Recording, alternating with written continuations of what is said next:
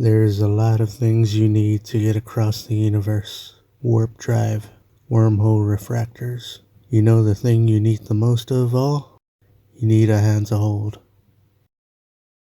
The future isn't written. It can be changed. You know that. Anyone can make their future whatever they want it to be. These quotes come from Doctor Who and Back to the Future. Let's say those two franchises met and had a baby. Meanwhile, South Park and Ren and Stimpy have a baby. Then by some miracle, those babies grew up and had a baby. The result would be Rick and Morty. Rick and Morty forever and for 100 years. Rick and Morty some things. Hello, I'm Kitty No. That's not me. I'm a dude, and I don't want to sound like nor copy her intro. Hola, IR Brown One wins. And these are my rankings of Rick and Morty seasons as the 7 that there is currently. From worst to best. From the Wubba Lubba Dub Dubs to the Pickle Rick. Then finally the new Rick and Morty. I might be wrong, but trust me, I didn't just randomly put these in order. Let's begin. Starting off with the number 7 spot. Season 4. Now, it is not that this season as a whole was terrible or that it had no hilarious episodes, because it had a few gems. I mean, for example, the Vat of Acid episode was probably my favorite of this season. But also they concluded the contention of the Tammy character and presented the fight between Rick versus Bird Person or Phoenix Person. This season even introduced the first time traveling episode in the series. But someone had to be last, and this season had a few stinkers, like Never Rick and Morty. Possibly my least favorite episode of the whole series. Also chilled Rick and Morty, the Rick versus God episode. My feelings are that all the characters seemed overly malicious and angry towards each other for the sake of the plot. And lastly, Claw and Hoarder episode, which could have been better without all the constant sexual moans throughout the episode. Cameos include Liam Cunningham, Matthew Broderick, Jeffrey Wright, and Paul Giamatti. Alright, next up, number 6. Season 6. The Revenge Season. This one opens up with Rick and Morty stranded in the ruins of the Citadel of Rex, with no way to use a portal gun thanks to evil Morty disrupting all the portal guns and creating a rift in space. The two main characters are starving and alone, until Space Beth arrives and brings them back to Earth. Rick then tries to fix his portal gun fluid, but ends up causing an effect which teleports those from different universes back to their own. Those including Rick, Jerry from Season 2, and Morty to his apocalyptic Prime universe, which the only other human survivor on Earth is his dad, Jerry, although now he has become nihilistic, even towards Morty. We finally see the main Rick's original universe. His whole neighborhood is stuck in a time loop that doesn't prevent the inhabitants from growing older. And also, Rick's house is haunted by a voice AI which sounds like Diane in order to torture Rick. All made by Rick back when he was a harder alcoholic due to the murder of his wife and child at the hands of Rick Prime. Rick turns the time loop off, then hops on one of his spaceships. Meanwhile, Summer and Beth, with her clone, are trying to set up a portal using the Citadel as a router and the rift in space as a bridge. The voice of Diane tells Rick the man he has been looking for might be back in his original universe that Morty is currently in. So Rick warns Summer to protect themselves and the Citadel from the alien monsters that are being attracted to the signal coming from the Citadel and going through the rift. While Rick can go save Morty, the two main characters find each other. Rick explains that originally he chose Morty's universe to live in for the off chance Prime Rick would eventually come back, which never happened until now. The two find Prime Rick's base, which seems like a trap, and Morty has to convince Rick not to get himself killed, and also they have to help Summer and the two Beths. After that, they all go pick up Jerry, the one they've known since season 2. They then go back home to find season 1 Jerry, who releases a cute parasite alien that kills season 1 Jerry, then the whole planet, leading the family to use the rift to find a similar planet Earth, just like the season 1 episode Rick Potion number 9, ending the first episode with the end credit clip showing Prime Earth as Jerry is killed by Prime Rick.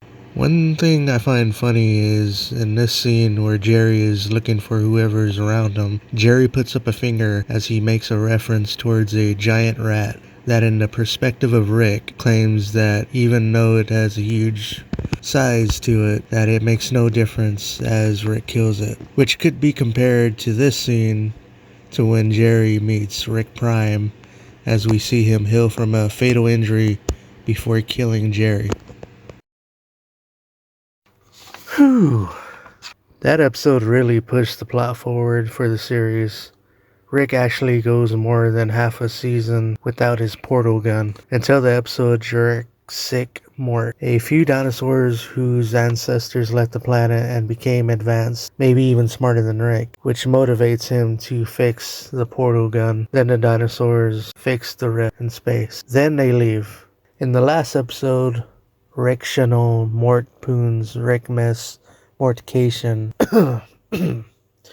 we find out Rick has made an android version of himself to distract the family as he, the real Rick, looks for Rick Prime, which he never sees again for this season. And I mean, I find it kind of annoying because the show has been building up the two main villains, Rick Prime and Evil Morty, and we didn't get a true resolution or showdown of either of those characters. Thus, we would have to wait longer for that.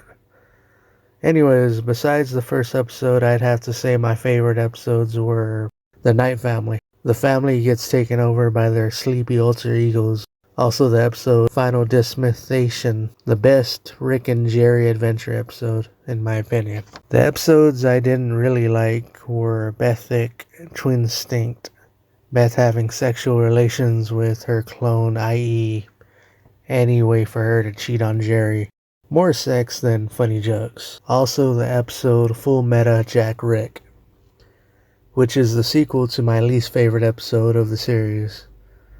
But this season had maybe the best cameos, including Peter Dinklage, Daniel Radcliffe, Lisa Kudrow, Jack Black, and Will Forte. Alright, next up, number 5 spot, Season 7. Before anything else, you know I have to talk about the new voices. Co-creator and voice of Rick and Morty, Justin Roiland, was fired from the show after accusations that I will not go into details with. Adult Swim hired 2 voice actors to replace the roles. Ian Cardone as Rick. I don't think he sounds exactly like Rick, but it's an okay imitation. The new voice actor for Morty, Harry Belden, I think is spot on. He sounds almost exactly like Roiland, so the show must go on. This wasn't the worst season, but it did finally have the main Rick get his revenge against Prime Rick with the help of Evil Morty. Him seizing the schematics of Rick Prime's super weapon, that when a person is killed, the weapon will also kill all versions of that person. An example being Rick's wife Diane. The plot really moved forward with this episode, and the last one of the season also did. Fear no more. The duo find a fun experience, or so they think, when they go into a fear hole inside of a Denny's. And eventually Diane from another dimension meets Rick. But it's all part of the fear hole, feeding off Rick, and then Morty has to figure a way out, which he does, and figures out he was the only one that went in the hole. And he also tells Rick not to go in or he might get stuck if he sees Diane again. Rick attempts to go in, but stops himself and leaves with Morty, ending the episode. The season resolved a lot of plots and extended a lot of it for the future, like Bird Person having a daughter who fights against the Galactic Empire, like Space Beth does. Also, Memory Rick goes from regular Rick's mind to Jerry's. Also, in the end, we see Mr. Poopy Butthole moves into another variant of his life where he never got divorced and trades spots. Anyways, my favorite episode for this season has to be the ones I just explained. Episode 5, Unmore Trickin', and episode 10, Fear No More. But also the episode which is basically a sequel to Get Swifty, episode 8. The episodes I didn't really like were episode 3 because it's basically another Unity episode which really doesn't add much except for President Curtis going out with Miss Wong. Also, the worst Rick and Jerry adventure. The jokes weren't very funny to me, and it just supposed to look funny somehow. I just didn't get it. But yeah, cameos in this season provided by Beck Bennett, Ice-T, Liv Schreiber, and Hugh Jackman. Number 4 spot, Season 5. To start off with, I love Season 6 for a lot of the cameos.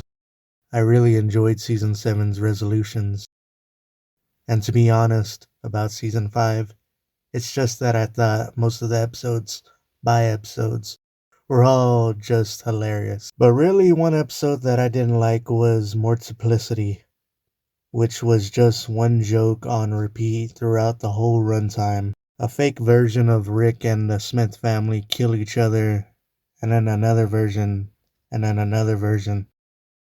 So yeah, also this season had an emotional episode too. Morty falls for a female Captain Planet named Planet Tina, but ultimately has to break it off with her because she turns out to be a psychopath. Been there.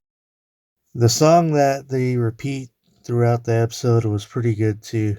I Am the Antichrist to You is the name of the song, by the way. This season had probably my favorite President Curtis episode, Rick and Morty's Thanksploitation Spectacular, where turkeys are involved in shenanigans. Obviously, I can't ignore the infamous giant incest baby episode. That caused a lot of uproar online. But besides that weird part at the end, the rest of the episode had some funny parts, like the Red Ninja being built up like a badass, but then dies in a really corny way. Or Rick being frozen and tips himself over so he doesn't see Morty. Extracted. Also, in the later episode about Gotron, the baby makes a return and they name it Naruto after the anime. Also, a good episode as far as resolutions go. Rick was able to help Bird Person. We also got the backstory behind their friendship and flashbacks to them rebelling against the Galactic Empire that Bird Person mentioned in Season 2. Also, he has a child that we see in Season 7. Also, we see a young Memory Rick. We also get another Evil Morty episode, which are usually great moments whenever they actually happen. Unlike Season 4 when they teased it in the previews. We finally figure out what Evil Morty is trying to do, and he also replicates Rick's feat and basically destroys this citadel of Ricks. All in all, I really enjoyed this season.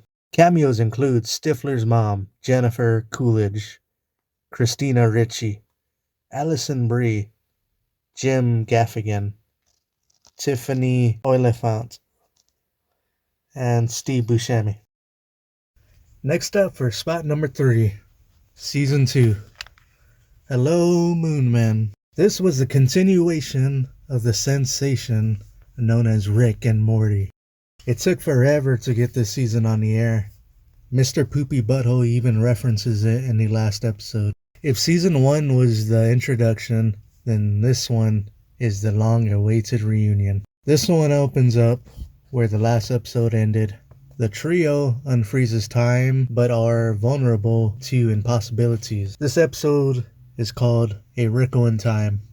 And I think it is very creative the way they showed the different time dilations. I would explain it in more detail, but I would probably sound stupider than I already do. But in the next episode, Morty Run, we see Morty trying to save a cloud alien named Fart, who knows one song, but what a banger it is. We also meet the hitman Crumbopulous Michael, who, oh boy, loves killing. But also we're introduced to the arcade Blips and Chips and the video game Roy. That is later used in another season. Anyways, in episode 9, look who's purging now. We see an alien planet during its purging day. We also get a look at Morty's hidden rage that we would see a lot of during season 1's Me Seek and Destroy, and also seasons 3, the Rick Shank Redemption. Which might be because of his relations with Prime Rick. Maybe the anger is hereditary. I don't know. Another episode I thought was pretty clever was the Parasite episode. The Smith house is on lockdown due to these alien parasites that make up memories and pretend to be people that the family knows. Which leads to a full house of crazy, wacky characters, including Reverse Giraffe. You know, he has a short neck and legs. Whom is voiced by Keith David in his first but not last role as a character on the show. Eventually, Morty figures out who is real and who is a parasite. Moving on. In the episode Autoerotic Assimilation, we get a glimpse of Rick's love life as he reunites with an ex-girlfriend who is a hive mind that controls a whole planet. Her name is Unity.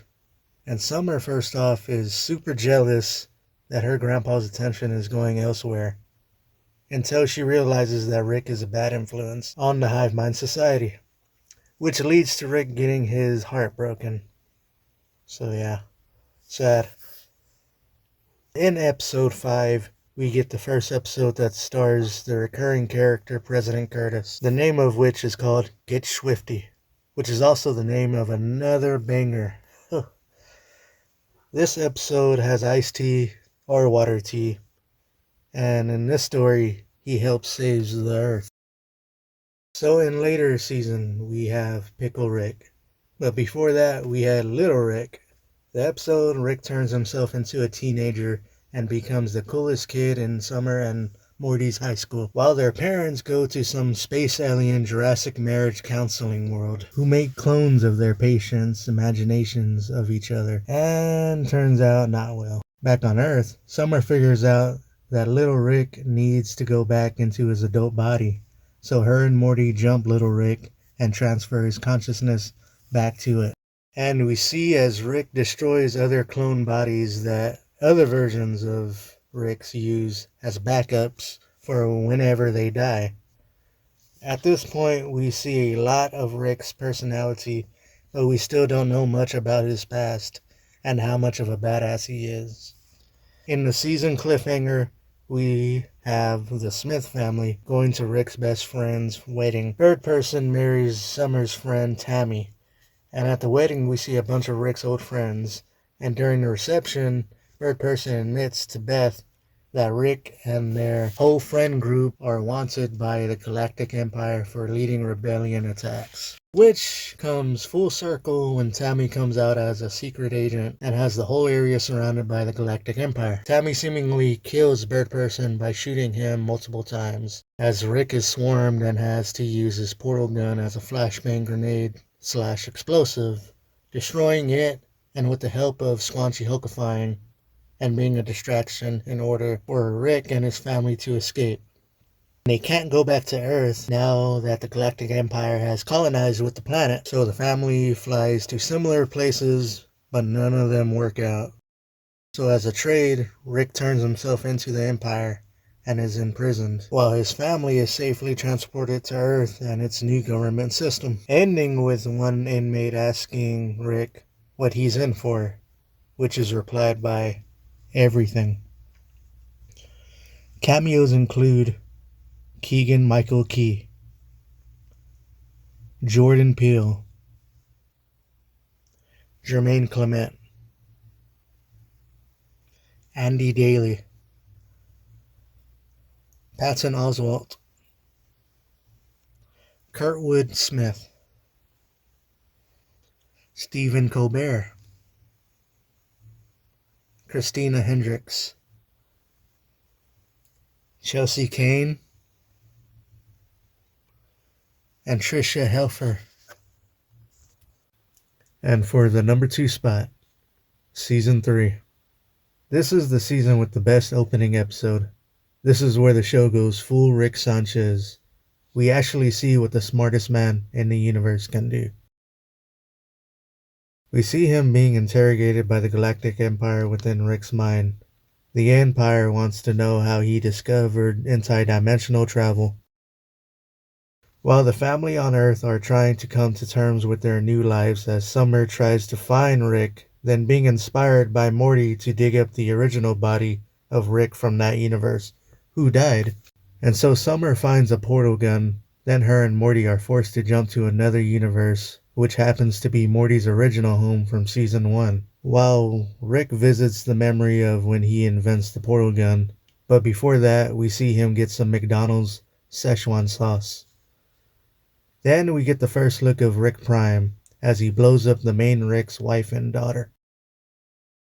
So back to Summer and Morty, as they are hanging out with the Morty savage family whom destroys the portal gun right before the Citadel of Rick soldiers freeze the Prime family and abduct Morty and Summer to the Council of Ricks, and also order a hit team to erase the imprisoned Rick. But he breaks out of the prison while eliminating the hit team by trading bodies, then infiltrating the Citadel, killing the council members, and transporting the Citadel to a galactic prison base, then collapsing the economy of the Empire, leading to them leaving the planet Earth, reuniting the Smith family, but resulting in the separation of Beth and Jerry, leaving Rick and Morty to their season opening speech, but with a dark twist. In the next episode, we see the kids trying to come to terms with their parents' separation in a Mad Max type of universe. Pretty funny episode.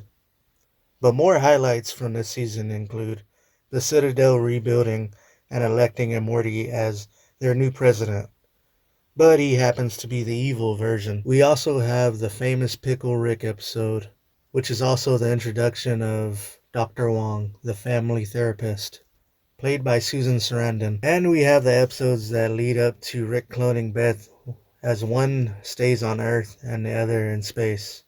All in all, this season had no bad episodes in my opinion. Cameos of Season 3 are Danny Trejo, Nathan Fillion, Tony Hale, Joe McHale, Christian Slater, Logic, and the late great Lance Reddick. And finally, for the number 1 spot, Season 1, the one that started it all, the one that laid down the tracks for future seasons and started the meta joke trend that other animated shows started to follow. The show starts off with the pilot introducing the family dynamics and the Galactic Empire that would feud with Rick, as we've talked about. We meet the alternate Ricks of the Citadel who are looking for the Rick that is murdering other versions of himself and stealing their Mortys, because as we learn, almost every Rick needs a Morty so that the smart brain waves can be hidden by the Morty waves, so GPS trackers from governments or the Galactic Empire won't find them.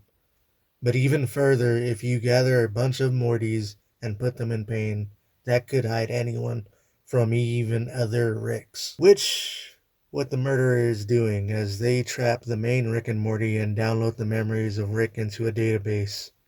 Then the one true Morty gathers an army of himself and they kill the evil Rick who captured them, but he is revealed to be a puppet controlled by evil Morty, who is released into the Citadel as a civilian,